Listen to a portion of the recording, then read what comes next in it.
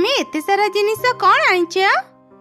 मो सहरु घर सजीबा पई लाइट आउ किछि बाण आनिछि माँ। 2 दिन पर दीपावली। आज मुझे सब जिनिस बाजार रे बिक्री करी। आरे माँ तू किछि लाइट रखिनी, दीपावली दिन घर सजेबू। ठीक अच्छी माँ। माँ माँ मु किछि बाण रखिबी, दीपावली दिन मो सांग मानक सह बाण फुटेबी। हाँ हाँ रखिनी। सुन माँ मु एबे नदी को जाउची गाधेबा पई। सब जिनिस एठी रहिला, मु न आसीबा जाए तू घर छाड़ी कुआड़े भी जीबुनी। मु आसिले सब जिनिस धरी बाजार को जीबी। अच्छा ठीक अच्छी माँ, चिंता करनी, तुम्हें जाओ, मुझे सब जिनिस जगिथिबी।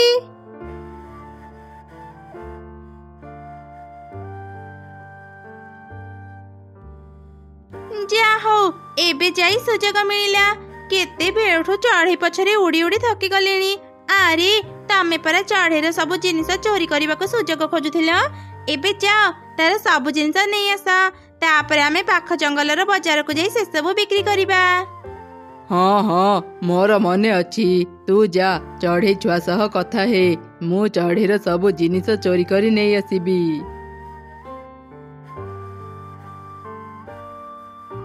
अरे चढ़े छुआ सर्वनाश हो गला तो माँ।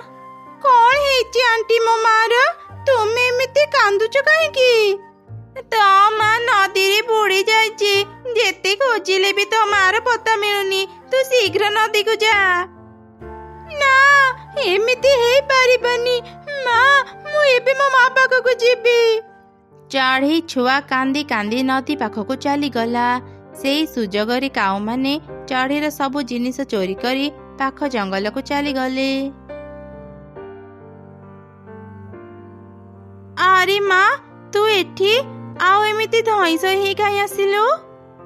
माँ माँ तुम ठीक अच्छो? काऊ आंटी मते कहले तुम नदी रे बुड़ी जाइछ, सेति पाई मु शीघ्र शीघ्र नदी को चली आसिली। मु तो ठीक अच्छी, काऊ भौणी मिछ कांकी कहिबे? आरे माँ मु किनिथिबा सब जिनिस ठीक अछि तो, नहले काऊ माने। अरे माँ चल चल शीघ्र घर को जीबा।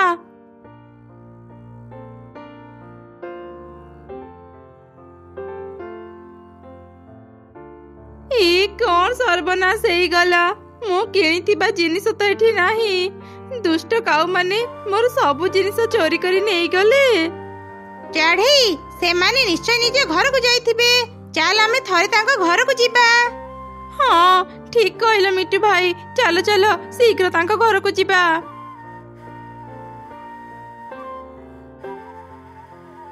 ई कौन काऊ मानको घर कबाट तो बंद अच्छी, से माने निश्चय घर छाड़ी चली जाइथिबे। से दुष्ट काऊ माने मोर अनेक बड़ क्षति करिदेले। एबे मु सेमानकु कोठी खोजिबी? मु जमा करिथिबा सब टंकारे लाइट आउ बाण किनिथिली, एबे मु कोन बिक्री करी घर चलेबी? आउ कानी चढ़ी, जहा हेबार तो हेई गला। तू गोटे काम कर, माटी रे किछि दीप तयारी करी बिक्री कर। दीपावली दिन बेसी न हले भी अल्प किछि माटी रे दीप बिक्री हेई जिवो। हाँ मिट्टू भाई तुमे ठीक कहलो, मु आज ही माटी रे किछि दीप तयारी करिबी। ता छड़ा मो पाखरे आ किछि भी रास्ता नाही। मिट्टू भाई मते टिके सहाय्य कर, आज मु किछि भी रोसई करि परिबिनी। आज दिन बेले तुमे मो झियो को किछि खाइबा देई थाओ। ठीक अछि चढ़ई, तू चिंता करनी, मु तते सहाय्य करिबी। तो झियो को आम घर को पठेई देबू। तापरे माँ चढ़ई ता घर को गला, आउ किछि माटी खोली दीप तयारी आरंभ कला।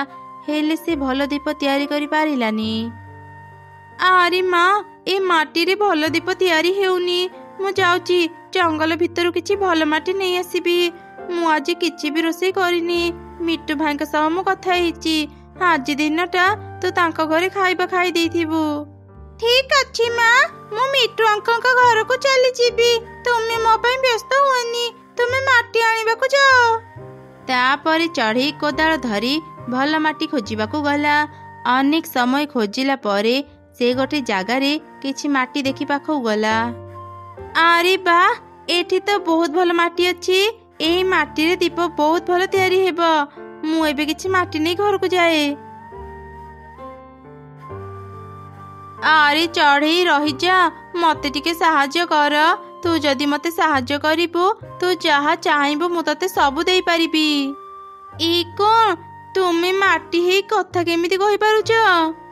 ମୁଁ ସାଧାରଣ ମାଟି ନୁହଁ ଚଢ଼େଇ, ମୁଁ ଗୋଟେ ଯାଦୁର ଉପକାରୀ ଦୀପ ଘର। ମୁଁ ଘର ରୂପରେ ଏଠି ରହି ସମସ୍ତଙ୍କୁ ସାହାଯ୍ୟ କରୁଥିଲି, ହେଲେ କିଛି ବର୍ଷ ହେବ ଏଠାକୁ କେହି ବି ଆସିଲେନି। ମୁଁ କାହାକୁ ବି ସାହାଯ୍ୟ କରିନପାରି ସାଧାରଣ ମାଟି ପାଲଟି ଗଲି। ତା ସହ ମୋ ଯାଦୁ ଶକ୍ତି ବି ଚାଲିଗଲା। ଚଢ଼େଇ ତୁ ଅଳ୍ପ କିଛି ପାଣି ଆଣି ମୋ ଉପରେ ଢାଳେ, ମୁଁ ପୁଣି ଥରେ ଦୀପ ଘର ହେଇଯିବି ଆଉ ତତେ ସାହାଯ୍ୟ କରିପାରିବି। ଏମିତି ଶୁଣି ଚଢ଼େଇ ପାଖ ନଦୀରୁ ଅଳ୍ପ କିଛି ପାଣି ଆଣି ମାଟି ଉପରେ ଢାଳିଲା। ମାଟି ସଙ୍ଗେ ସଙ୍ଗେ ଏକ ସୁନ୍ଦର ଦୀପ ଘରରେ ବଦଳିଗଲା। ଚଢ଼େଇ ତତେ ବହୁତ ବହୁତ ଧନ୍ୟବାଦ, ତୋ ପାଇଁ ମୁଁ ପୁଣି ଥରେ ଘର ହେଇପାରିଲି। ଆଚ୍ଛା ଚଢ଼େଇ, ତୁ କ'ଣ ଦୀପ ତିଆରି କରିବା ପାଇଁ ମାଟି ଖୋଜୁଥିଲୁ? ତାପରେ ଚଢ଼େଇ ଦୀପ ଘରକୁ ତା ସହ ଯାହା ଯାହା ବି ଘଟିଥିଲା ସବୁ କହିଲା। ଆରେ ଆରେ, ସେ ପକ୍ଷୀମାନେ ତ ବହୁତ ଦୁଷ୍ଟ। ଚିନ୍ତା କରନି ଚଢ଼େଇ, ସେମାନେ ଖୁବ୍ ଶୀଘ୍ର ତାଙ୍କ ଶାସ୍ତି ପାଇବେ।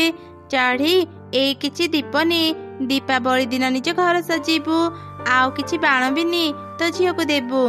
ଚଢ଼େଇ ଏଇ ହାଣ୍ଡିକୁ ବି ରଖ, ଏଇଟା ଗୋଟେ ଯାଦୁର ହାଣ୍ଡି। ଏ ହାଣ୍ଡିକୁ ତୁ ଯାହା ବି ଖାଇବା ମାଗିବୁ ସବୁ ପାଇବୁ।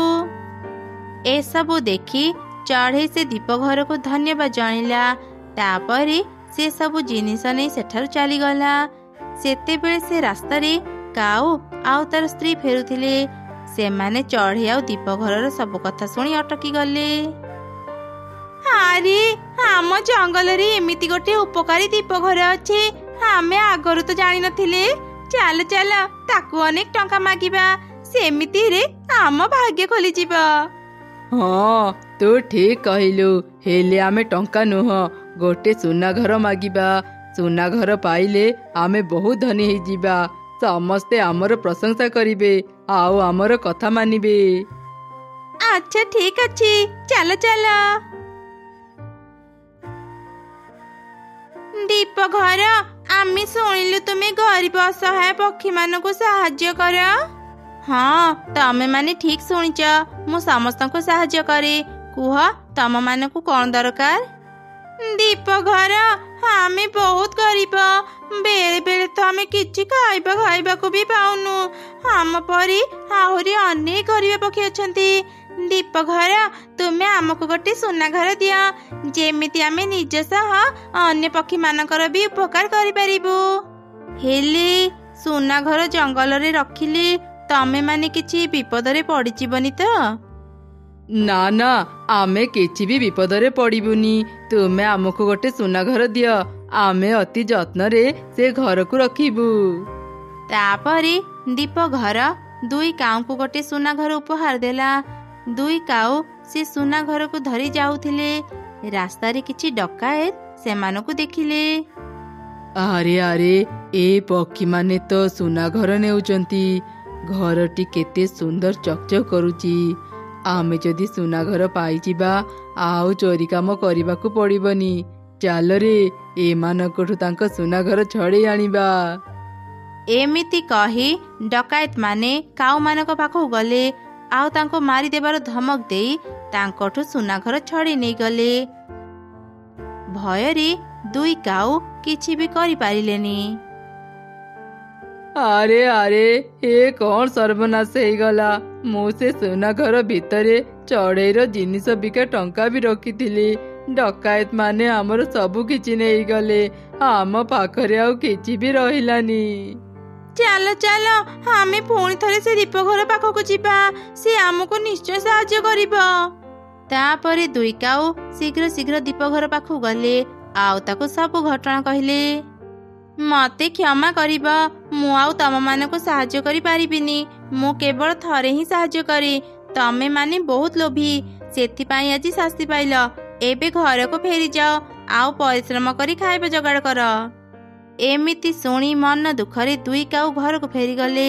ସେପଟେ ମା ଚଢ଼େଇ ନିଜ ଘରକୁ ଫେରିଲା ଆଉ ତାର ଝିଅକୁ ସବୁ ଘଟଣା କହିଲା। ପରଦିନ ସକାଳେ, ମା ଆଜି ଦୀପାବଳି, ମୁଁ ମୋ ସାଙ୍ଗମାନଙ୍କ ପାଖକୁ ଯିବି, ମତେ କିଛି ମିଠା ଦିଅ। ଆଚ୍ଛା ହଉ ଏବେ ଦେଉଛି। ଯାଦୁର ହାଣ୍ଡି ମୋ ଝିଅକୁ କିଛି ମିଠା ଦିଅ। ଚଢ଼େଇର କଥା ସରୁ ସରୁ ଯାଦୁର ହାଣ୍ଡିରୁ ଅନେକ ସାରା ମିଠା ବାହାରିଲା। ସେତେବେଳେ ଦୁଇ କାଉ ସେଠାକୁ ଆସିଲେ। ଇ କଣ ତମେ ମାନେ ଏଠି? ମୋର ସବୁ ଜିନିଷ ଚୋରି କଲା ପରେ ବି କଣ ତମମାନଙ୍କୁ ଶାନ୍ତି ମିଳିଲାନି? ପୁଣି ଥରେ ଚୋରି କରିବାକୁ ଆସିଛ? ନା ଚଢ଼େଇ, ଆମେ ଚୋରି କରିବାକୁ ଆସିନୁ। ଆମେ ତତେ କ୍ଷମା ମାଗିବାକୁ ଆସିଛୁ। ଆମକୁ କ୍ଷମା କରିଦେ। ଆମେ ଆଉ କେବେ ବି ଚୋରି କରିବୁନି। ଭଲ ପକ୍ଷୀ ହେଇ ପରିଶ୍ରମ କରିବୁ, ଆଉ ତୋର ସବୁ ଟଙ୍କା ସୁଝିବୁ। ହଠାତ୍ ତମମାନଙ୍କର ଏମିତି ପରିବର୍ତ୍ତନ କେମିତି ହେଲା? ଦୁଇ କାଉ ଚଢ଼େଇକୁ ସବୁ ଘଟଣା କହିଲେ। ତମେ ମାନେ ନିଜ ଭୁଲ ବୁଝି ପାରିଲ ଜାଣି ମତେ ଖୁସି ଲାଗିଲା। ମୁଁ ତମମାନଙ୍କୁ କ୍ଷମା କରିଦେଲି। ଆଜି ଦୀପାବଳି, ଏଇ କିଛି ମିଠା ଆଉ ଦୀପ ନିଅ। ଏବେ ଘରକୁ ଯାଇ ଖୁସିରେ ଦୀପାବଳି ପାଳନ କର। ଏମିତି ଚଢ଼େଇ କାଉମାନଙ୍କୁ କ୍ଷମା କରିଦେଲା। କାଉମାନେ ଖୁସିରେ ଚଢ଼େଇକୁ ଧନ୍ୟବାଦ ଜଣାଇ ଦୀପ ଆଉ ମିଠା ନେଇ ଚାଲିଗଲେ। ଚଢ଼େଇ ଆଉ ତାର ଝିଅ ମିଶି ତାଙ୍କ ଘରକୁ ଦୀପରେ ସୁନ୍ଦର ଭାବରେ ସଜେଇଲେ। ଚଢ଼େଇ ଛୁଆ ତା ସାଙ୍ଗମାନଙ୍କ ସହ ମିଶି ବାଣ ଫୁଟେଇଲା। ଏମିତି ସମସ୍ତେ ଖୁସିରେ ଦୀପାବଳି ପାଳନ କଲେ। ଆପଣ ସମସ୍ତଙ୍କୁ ବି ଆମ ତରଫରୁ ହାପି ଦିୱାଲି।